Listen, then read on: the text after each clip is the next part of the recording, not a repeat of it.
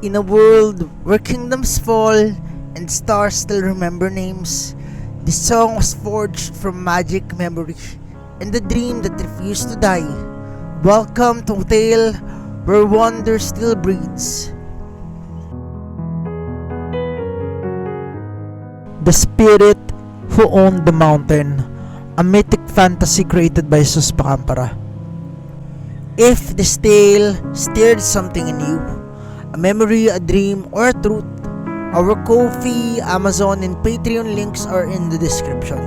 Support helps us keep writing for you and the ones you hold dear. Opening poem.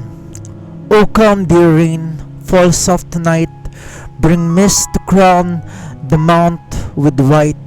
Let wind and lift in silence bow to she who guards the mountain now.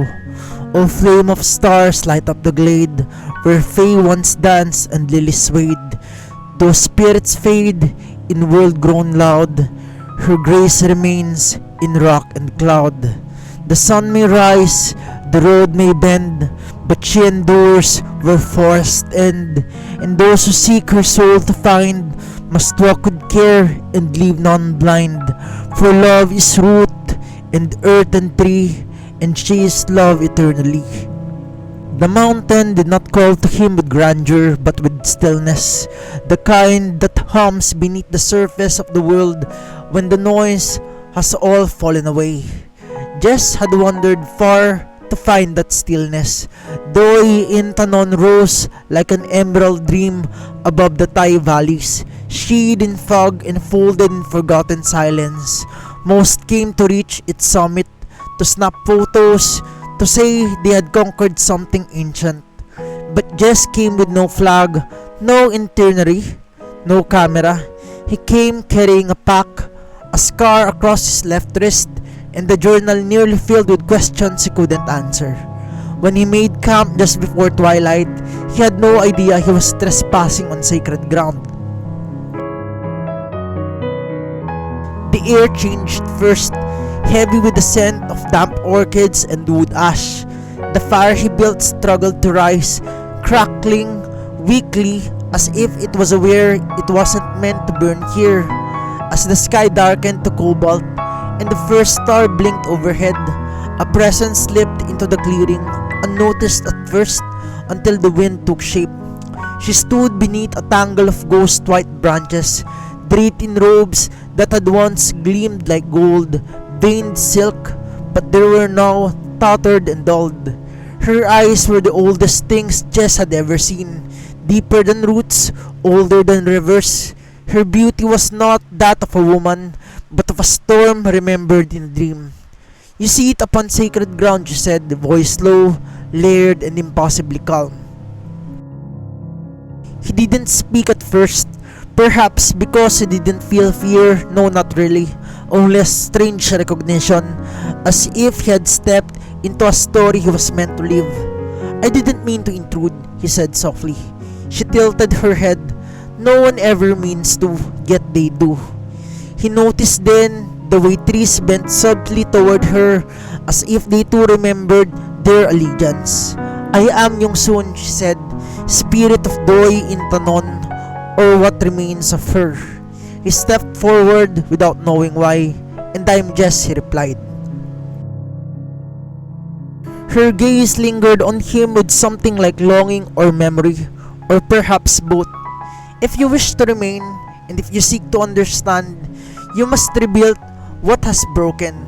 My shrine lies in ruin, scattered beneath the moss and rot. Restore it, and I will give you what I have never given another, my story. She vanished before he could answer, and yet he stayed. The shrine was not easy to find. The forest had buried it out of grief.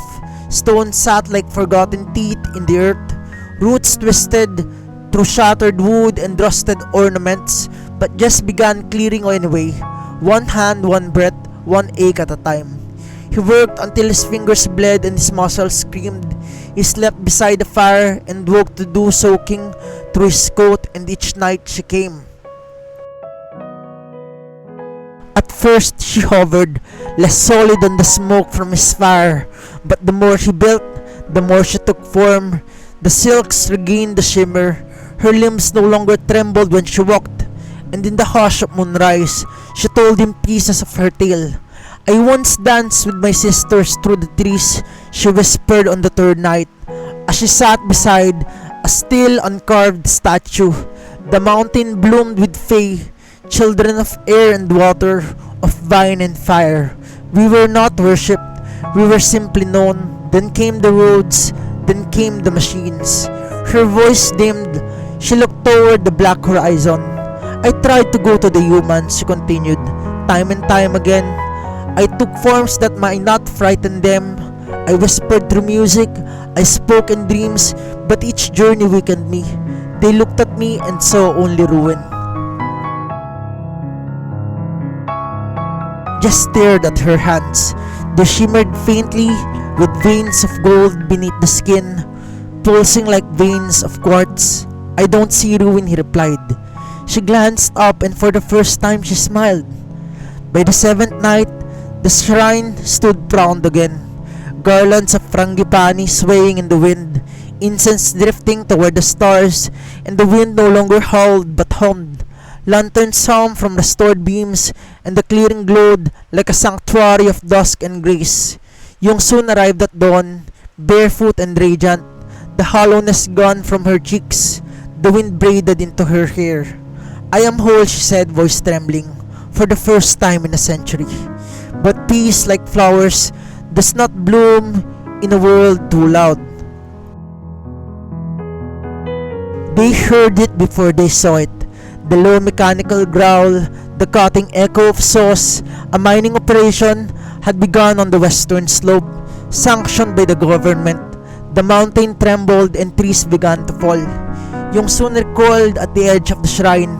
They've returned, the ones who strip and burn. Jess kissed her forehead, not while I'm around. And he sang, let the clouds fall, let the rivers run, but let the night forget the morning sun. But you won't break, no you won't drown, not while I'm around.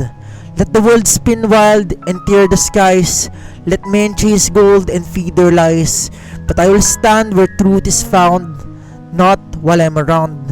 You gave me roots, you gave me rain, a place where silence heals all pain. So even if they burn the ground, you won't fall, not while I'm around. If storms arrive and songs grow weak, if shadows steal the light you seek, I'll build you back from ash and sound, not while I'm around. They'll never touch the breath you give, the way you made this forest live. Even if they tear you down, I'll rise from you, not while I'm around. So close your eyes and don't be afraid. My hands will hold what time betrayed. You're my heartbeat, deep and crowned, and nothing hurts you, not while I'm around. He went to the village below seeking help. There he met an old man named Takun, the village elder, and the weathered hermit called Pai, who lived on the ridge line. I've seen her, Takun said, when Jess told him everything. Long ago when I was a boy, I was lost in the storm. She lit the path with fireflies and led me home. Pai nodded. She saved me too from a fever. I saw her face in my dreams, a woman of wind and mist. I owed her my life but I forgot. We all forgot, Takun whispered, until now. Together they rallied the villagers. They protested, they raised signs, they blocked the roads but no one listened. The machines marched forward. Jess returned to Yongsun each night, shoulders heavy, eyes dark with rage. They won't stop, he said, not for us, not for love. Then we hold on, she replied, placing her hand to his chest until the mountain answers. And it did, the rain came. 7 days and nights of weeping sky, the rivers overflowed, the machinery sank, the soil swallowed scaffolding like a mother reclaiming her child, and when it was done, the shrine still stood, untouched and unshaken.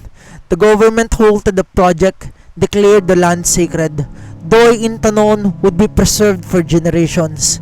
Jess rebuilt the shrine a second time, not as a favor to fate, but as an oath. And Yongsun, she chose to stay. Epilogue. When the wind still bows, she gave up eternity to taste the soil with bare feet. She gave up power for a heartbeat she could share. She gave up the song of the stars for the laughter of one man who never left. Yongsun, once a whisper in the leaves, now laughed when it rained. She danced in the kitchens of villagers who brought fruit and honey. She touched bark and it bloomed. But more than anything, she held Jess's hand as they walked the trail each dusk. Their love was no longer legend, it was life. Visitors came and said the mountain felt warm. They found no spirits, but they found peace. They found paths lined with jasmine. They found carved benches where two figures sometimes sat, a woman with timeless eyes and the man with mountain dust on his shoulders. And every full moon, the children of the village still gather to sing. They do not call it worship, they call it remembering. Closing poem. I wandered far through earth and flame, no root, no star, no home, no name. But then you called, and winds were known. Now your name is carved in stone. The trees once wept, the shrine lay bare, but you were light in all despair. The world forgot what love had grown, yet your name was carved in stone. No gods, not fate, not time's decay could steal the warmth you gave each day. You built with hope, you walked alone, and still carved love in broken stone. The mountain sang, the forest prayed, the petals bloomed where you had stayed. And I, once ash, once wind blown bone, found breath again where love had grown.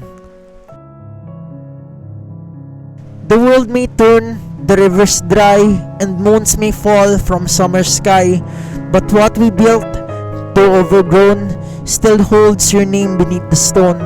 So let fae and stars bear witness, let bells ring loud through all our stillness. For even moss and bark and loam know where your name is carved in stone. We chose not heaven, not the throne, but quiet paths and roots when sown. Two hearts, one vow beneath this dome, to guard this mountain, keep it home. And when we're gone, if children ask, who kept the flame, who bore the task, the wind will hum through shine and cone, it's where their names are carved in stone. This piece is dedicated to my dearest sunshine, Kim Yong-sun. Please show her your love and support on her channel, Solar Sido. She's the heart behind so much of the light I share here. If you enjoy poems, short stories, and heartfelt journeys like this one, stay a while and see if any of my work resonates with you. I'd love for you to consider subscribing if you find a piece of your heart here. Also feel free to leave a comment about what new story formats or poems you'd love to see. Your voice helps shape this growing storybook we're building here. Thank you for walking this world with me. Have a nice day.